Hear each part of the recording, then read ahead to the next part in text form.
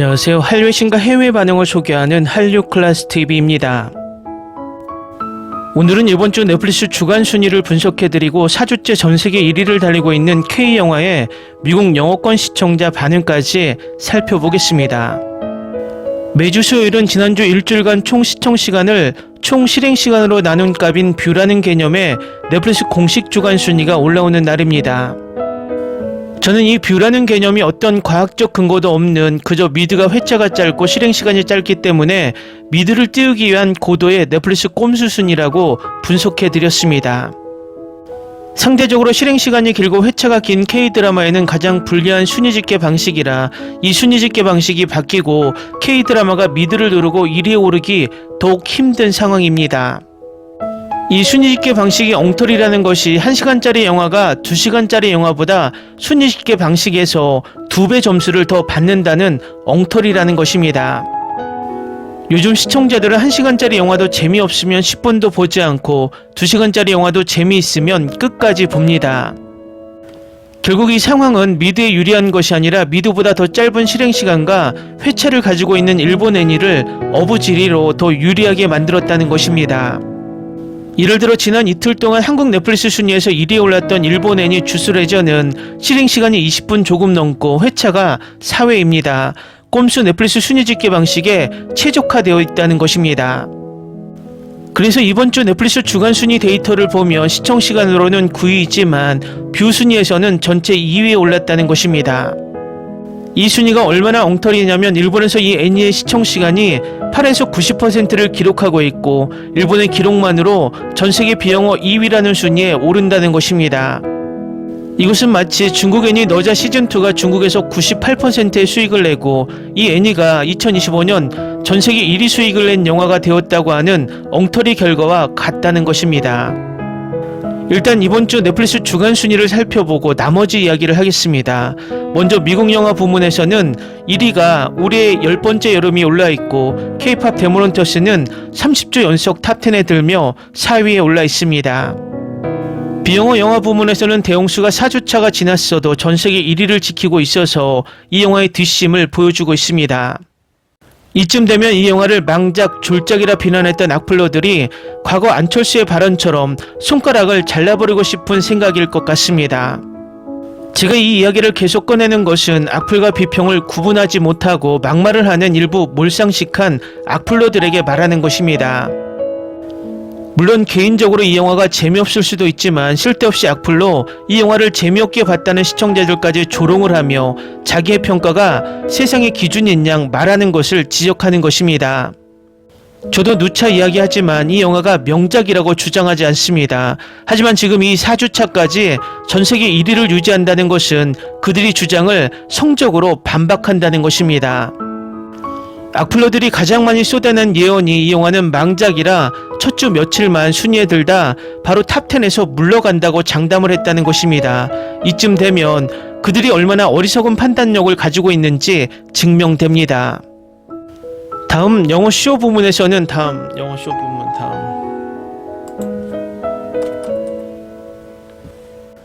영어 쇼 부문에서는 미드 그의 이야기엔 그녀의 이야기가 1위에 올라있고 3,700억 넷플릭스 야심작 기묘한 이야기 시즌5가 파트를 3개로 나눠 6주에 걸쳐 방영을 하는 꼼수를 부렸지만 7주차에는 3위로 떨어졌습니다.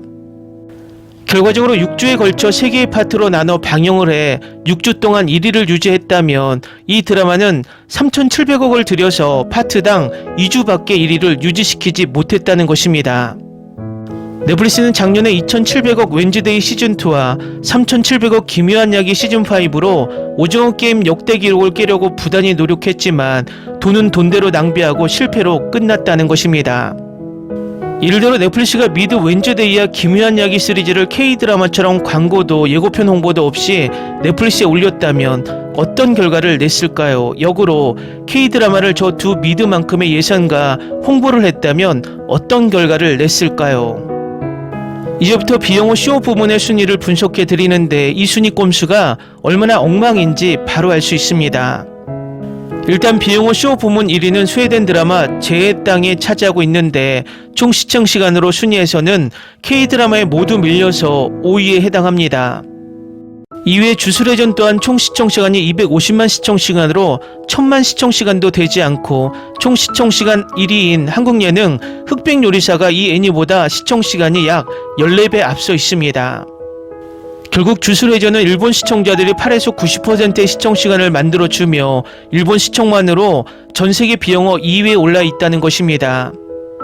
지난 순위 집계 방식처럼 총 시청시간으로 순위를 정한다면 1위는 흑백요리사 시즌2, 2위는 키스는 괜히에서, 3위는 프로보노, 4위는 캐쇼로, 5위는 스웨덴 드라마 재의 땅 순위입니다.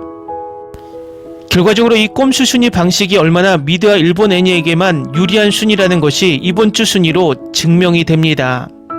다음은 캐쇼로에 열광하는 미국 영어권 시청자 반응입니다.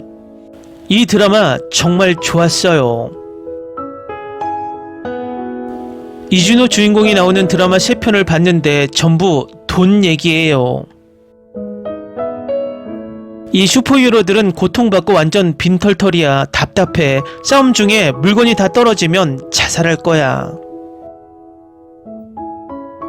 아직 3화만 봤는데 지금까지 재밌어요. 뭔가 다른 거야. 적어도 저에게는 그렇습니다. 게다가 카메오 출연도 훌륭하고 이준호는 항상 매력적이에요. 하지만 돈이 떨어질 때마다 답답하긴 해요. 이 짧은 슈퍼히어로 시리즈에서 기대했던 대로 항상 매우 엉성한 각본을 가지고 액션에만 의존하는 경향이 있어요. 어쨌든 의외로 재밌어서 빠르고 무의미한 오락거리로 괜찮은 감상거리입니다. 유명 배우들의 카메오 출연이 너무 좋아요. 이 쇼에 많은 인원을 모았는데 한 장면과 한 줄만 있었어요. 주연 배우들과 그들의 환상적인 연기는 아직 포함되지 않는 이야기입니다. 미친 짓이야. 거의 절반쯤 지나가는데 이 작품은 좋아요. SF 한국 드라마에서 보통 빠지게 하는 특유의 개성이 있어요. 어디로 갈지는 모르겠지만 지금까지는 괜찮아요. 변호사가 최고예요. 그리고 좋은 음악도 좋아요. 어떤 사람은 돈이 필요하고 어떤 사람은 술을 마시거나 무언가를 먹어야 초능력을 사용할 수 있는데 흥미로운 내용입니다. 정말 좋긴 한데 에피소드가 더 많았으면 더 나았을 것 같아요. 이건 좀 미완성된 느낌이에요. 판타지쇼에 8개의 에피소드가 있다는 건 정말 악랄한 일이에요. 최소 16개는 필요해요.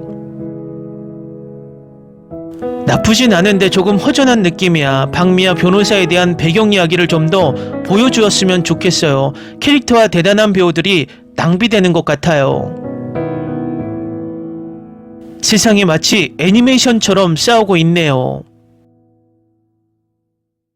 10점 만점에 10점 만점의 로맨스와 해피엔딩. 나는 왜 아버지가 초능력이라는 이름으로 아들에게 이런 저주를 주는지 이해가 안 돼.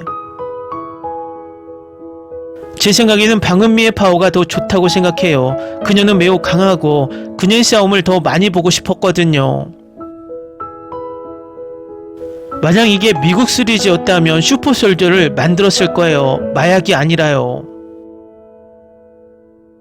아마 저만 그런지 모르겠지만 슈퍼히어로 영화와 드라마의 시대는 끝난 것 같아요. 애니메이션과 동화가 계속 인기를 끌면서 그 매력이 사라진 것 같아요. 3명의 여성 캐릭터가 너무 귀여워서 이 시리즈의 귀여움이 참 어렵습니다. 김혜주는 화내고 삐진 귀여움, 강한나는 질투의 귀여움, 김연기는 식사 중의 귀여움. 문가영이 까메오인 줄 알았는데 쇼에서 그녀를 못 본 것 같아요. 아니면 제가 뭔가 놓친 건가요? 하지만 조보아가 거기에 있었습니다. 전체적으로 규모가 예상보다 컸고 VFX CGI는 최고는 아니었지만 목적에는 충분했습니다. 이 시점에서 즐길 만한 작품으로 최소 10점 만점에 8.5점 점수입니다. 다음은 캐시로를 불법 시청하며 열광하는 중국 반응입니다. 5만원 용돈의 매력으로 마지막에는 아기가 생겼습니다. 주인공들은 초능력을 사용하기 위해 음식과 술, 돈을 이용합니다. 그러나 보고 나니 여러 빌런의 능력 의존도가 뭔지 모르겠어요. 그리고 조보아는 너무 예뻐요. 너무 재밌다. 정말 잘 제작했다. 내 월급으로는 그를 감당할 수 없어 젠장 대출을 받았다.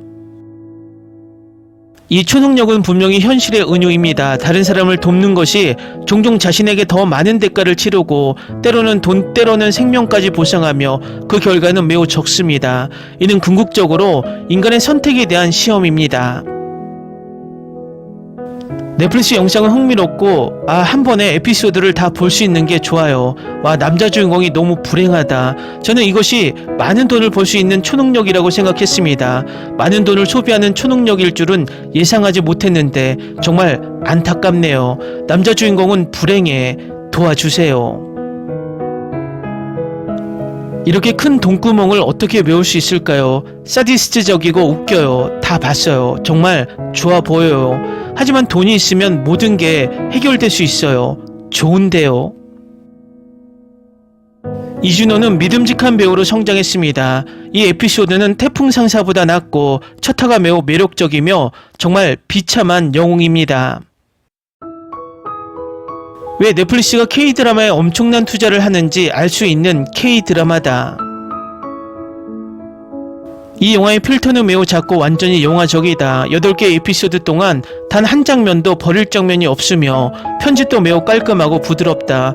긴장감이 있을 때는 재치있고 유쾌한 대화로 분위기를 조절하는데 이는 초기 마블 영화의 촬영 스타일과 매우 유사합니다. 이준호가 남자 주인공이긴 하지만 다른 주연들도 매우 뛰어나다. 각 캐릭터의 역할도 매우 적절하며 각자 보여줄 기회를 가지고 있습니다. 드라마 속 모든 인물들은 끝에 설명이 있고 깔끔하게 끝납니다.